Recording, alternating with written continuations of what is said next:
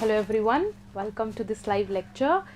I hope you all are doing good. जैसा कि आप सबको पता है यूपी गवर्नमेंट ने यूपी पीजीटी के लिए काफ़ी सारी वैकेंसीज़ निकाली हैं. दैट इज़ टीचिंग पोजीशंस हैं ये पीजीटी लेवल पे. दैट इज़ 11th-12th जो हमारी स्टैंडर्ड्स होती हैं. हायर स्कूल लेवल जो होता है हमारा, उसकी गवर्नमेंट पोस्ट के लिए यूपी एरिया में जो पोस्ट्स निकलती हैं टीचिंग के लिए, that comes under UP PGT. तो निकलती रहती है वैकेंसीज इसकी. इस बार जो हमारी वैकेंसीज निकली उसका डिटेल्ड डिस्कशन हमारा ऑलरेडी हो चुका है वीडियो में. तो for that you can refer to that video. Description box में उसका लिंक मिल जाएगा आपको. You can subscribe to our channel, तो आपको सारी वीडियोस के नोटिफिकेशन मिलते रहेंगे. जैसे जैसे जिस भी एग्ज़ाम की वैकेंसी निकाली जाती है तो उस एग्ज़ाम का नोटिफिकेशन का डिटेल वीडियो आपको मिल जाएगा. ऑल राइट, कितनी वैकेंसीज है, क्या सिलेक्शन प्रोसीजर होता है, ये सब हमने उसमें डिस्कस कर चुके हैं बाय आवर एक्सपर्ट फैकल्टी. इस वीडियो में हम स्पेसिफिकली फोकस करेंगे जो यूपी पीजीटी में इंग्लिश टीचर्स की जो वैकेंसी निकली है. तो उसके लिए आपको इंग्लिश लिटरेचर का एग्ज़ाम क्लियर करना होगा. उसका क्या सिलेबस है, हम उसको इस वीडियो में डिटेल में डिस्कस करेंगे. ठीक है, तो syllabus for written examination for PGT English UP PGT.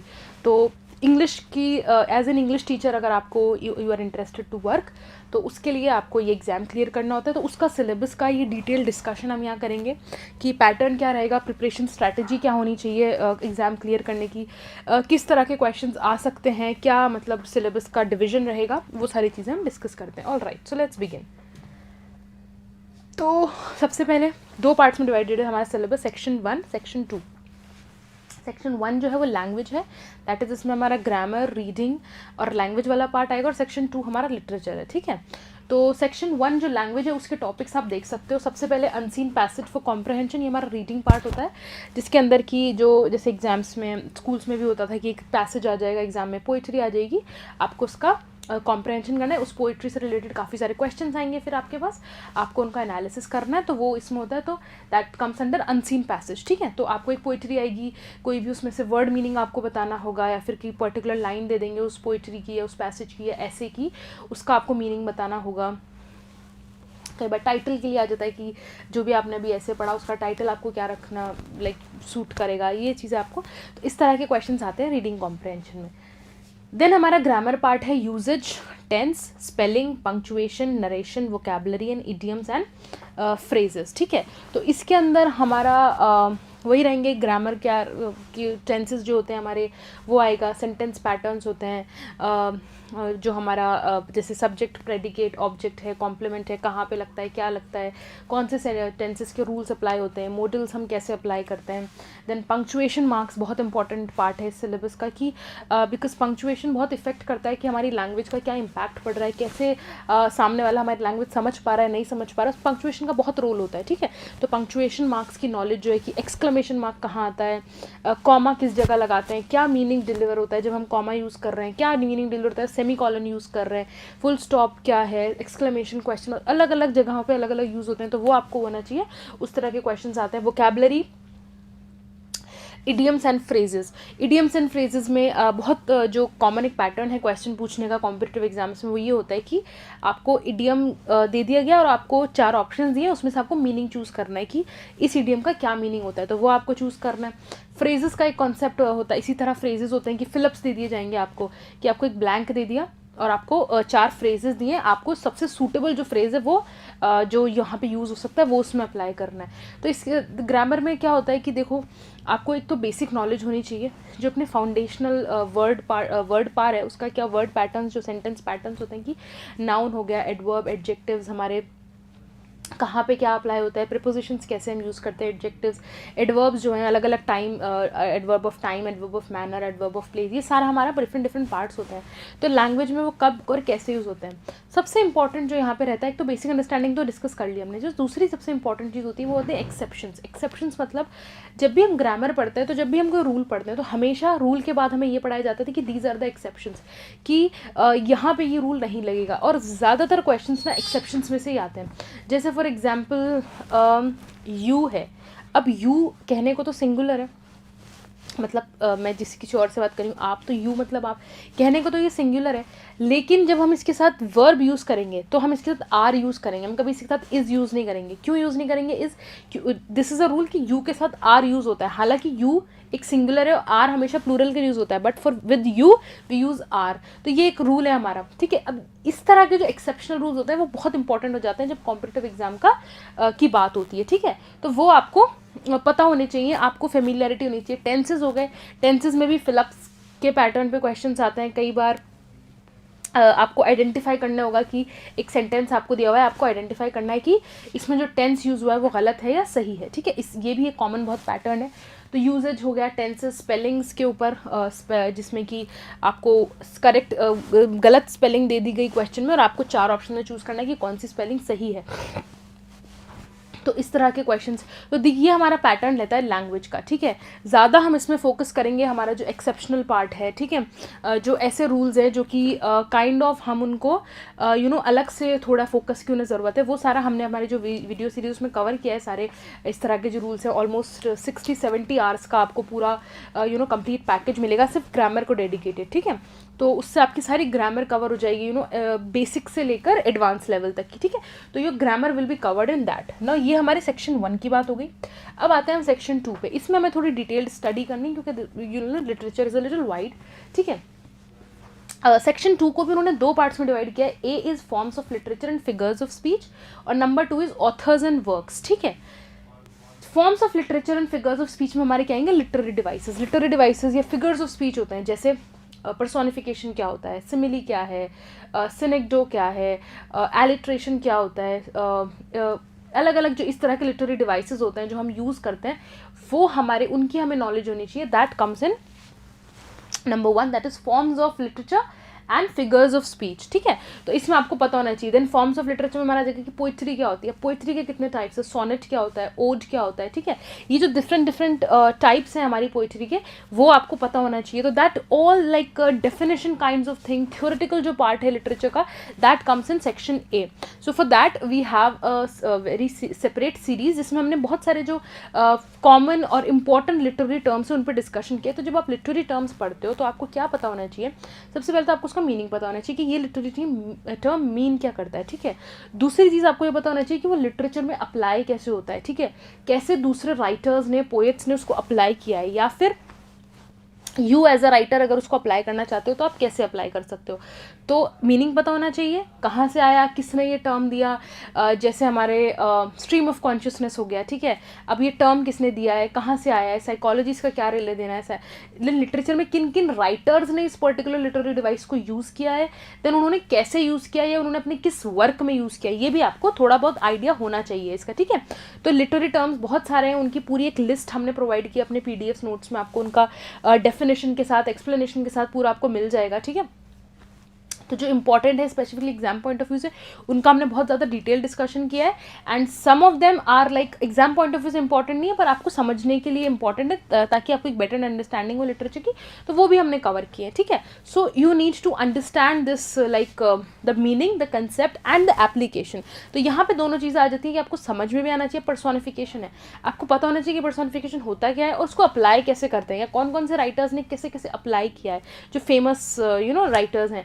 Then for example pathetic fallacy हो गया हमारा। क्या होता है पैथेटिक फैलेसी, टर्म किसने दिया है? जैसे जॉन रस्किन ने ये टर्म दिया था, ठीक है।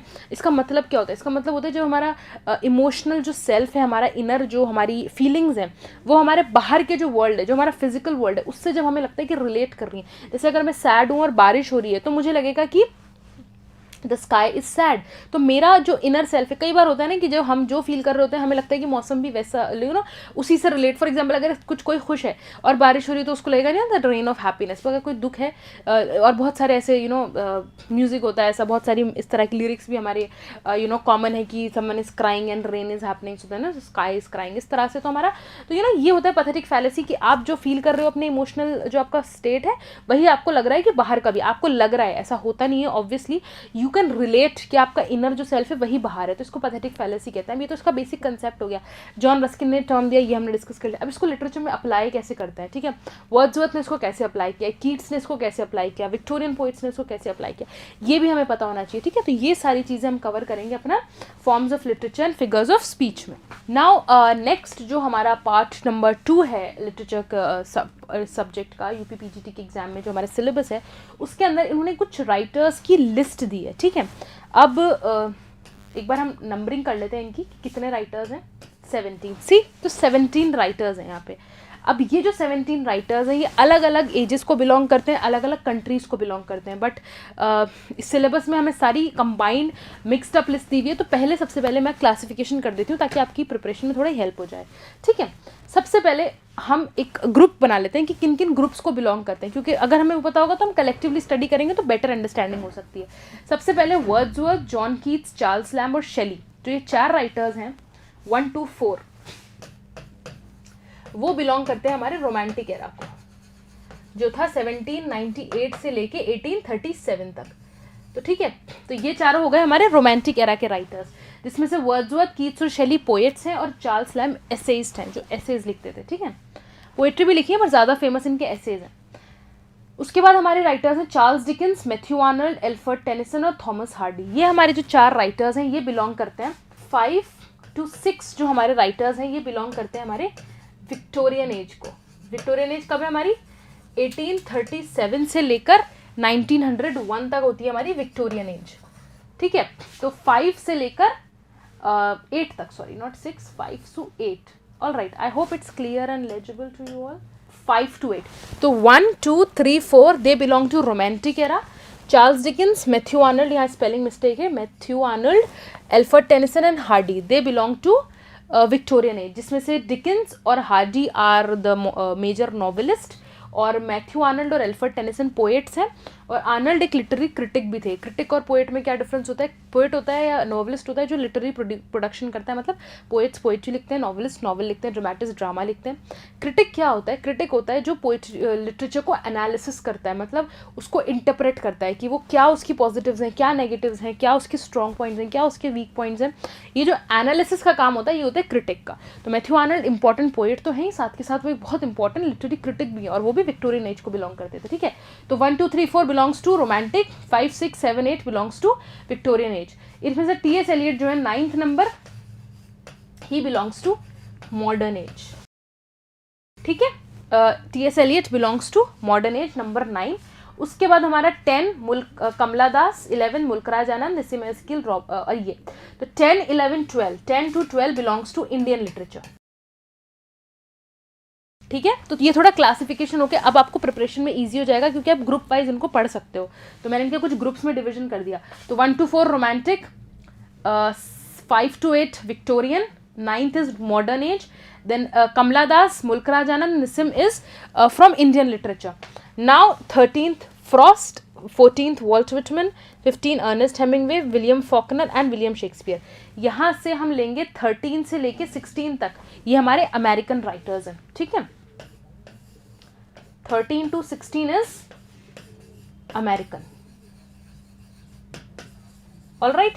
सो 13 to 16 इज अमेरिकन। और विलियम शेक्सपियर जो हैं ये हमारे बिलोंग करते हैं टू एलिजाबेथन एज। इनका नाम पहले लिखा होना चाहिए था क्योंकि रोमांटिक से पहले होते हैं, लेकिन एनीवेज इनका नाम एंड में है, लेकिन ये पहले सबसे पहले इनको पढ़ेंगे हम क्योंकि ये सबसे पुराने राइटर हैं इन सब में से। So this was the classification of the syllabus, ठीक है। अब हमने ग्रुप्स बना लिए कि कौन सा किससे बिलोंग करता है, उसके अकॉर्डिंग हम राइटर्स को पढ़ेंगे, ठीक है। देखो इंग्लिश लिटरेचर में काफ़ी सारे एजेस होते हैं, काफ़ी सारे अलग अलग एराज होते हैं। अब यूपी पीजीटी वालों ने स्पेसिफाई कर दिया कि आपको सारा नहीं पढ़ना है, कुछ स्पेसिफिक राइटर्स आपको पढ़ना है, तो वही हम फोकस करना है, उसी में से डिटेल्ड क्वेश्चन आएंगे और इनके वर्क्स में से। अब राइटर्स को पढ़ने का तरीका क्या होता है?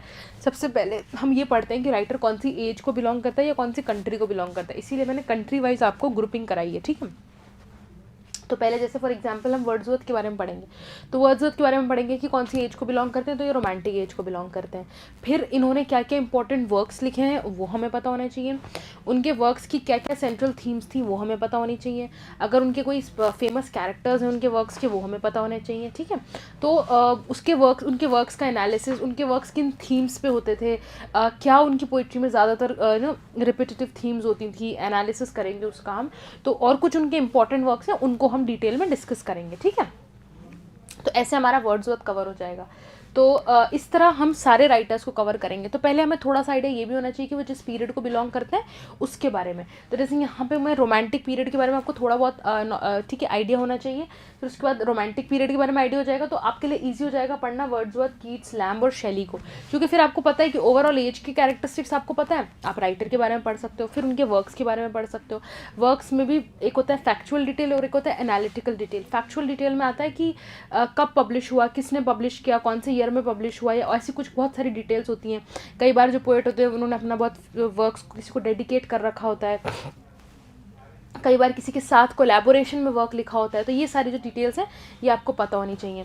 फिर वर्क का सेंट्रल थीम क्या है, मतलब उसका ब्रीफ क्रिटिकल एनालिसिस आपको होना चाहिए कि उसका थीम क्या था, ओवरऑल समरी क्या है वर्क की, कौन से लिटरेरी डिवाइसेस उसमें यूज़ हुए हैं, अगर किसी हिस्ट्री के बारे में कुछ उसमें बात हुई है, पॉलिटिक्स के बारे में, सोशियोलॉजी के बारे में कुछ बात हुई है तो वो क्या बात थी, किसी दूसरे राइटर को उन्होंने अपने वर्क में रेफ़र किया है तो वो क्या थी, कहते। तो ये कुछ पैटर्न है जिसमें हमें प्रिपेयर करना है। तो जैसे रोमांटिक एज हमारी 1798 से 1832 हो जाएगी, उसमें हमारे ये चारों कवर हो जाएंगे।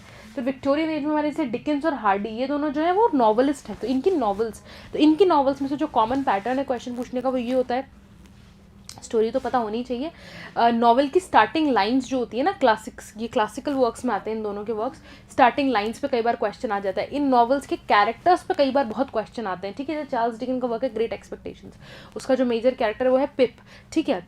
सो उसके ऊपर कई बार क्वेश्चन आते हैं, उसके फुल नाम क्या था, उसकी फैमिली के बारे में क्वेश्चन आ जाता है, वो लंदन में कहाँ जाता है, किसके पास रहता है, उसमें से क्वेश्चन आते हैं। तो ये सब आपको पता होना चाहिए, ठीक है। थॉमस हार्डी के भी काफ़ी सारे वर्क्स है, जैसे मेयर ऑफ कैस्टरब्रिज है, हार्ड टाइम्स है, उसमें कैरेक्टर के ऊपर नाम आता है, ठीक है। Far from the madding crowd एक उनका वर्क है, उसमें बादशुबा नाम से उनका बहुत फेमस कैरेक्टर है। तो ये जो सारे वर्क्स हैं इसमें हमारे क्वेश्चंस आते हैं वर्क्स पे, प्लॉट पे। कई बार राइटर की लाइफ के कुछ स्पेसिफिक इवेंट्स हैं जिन पे भी क्वेश्चन आ सकता है, ठीक है। तो बायोग्राफी की भी आपको ब्रीफ डिटेल होनी चाहिए, बहुत डिटेल में नहीं, लेकिन जितना लिटरेचर से रेलिवेंट और जितना उनके वर्क से रिलेटेड है ना वो नॉलेज आपको होनी चाहिए उनके बारे में, राइटर्स के बारे में, ठीक है।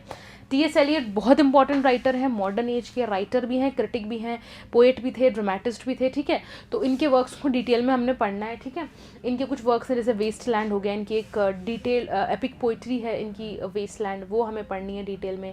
ऐसे था इनका ट्रेडिशन एंड इंडिविजुअल टैलेंट, उसके बारे में हमको पता होना चाहिए कि क्या वो कहते थे उस ऐसे में। हैमलेट एंड इस प्रॉब्लम्स उनका एक ऐसे है।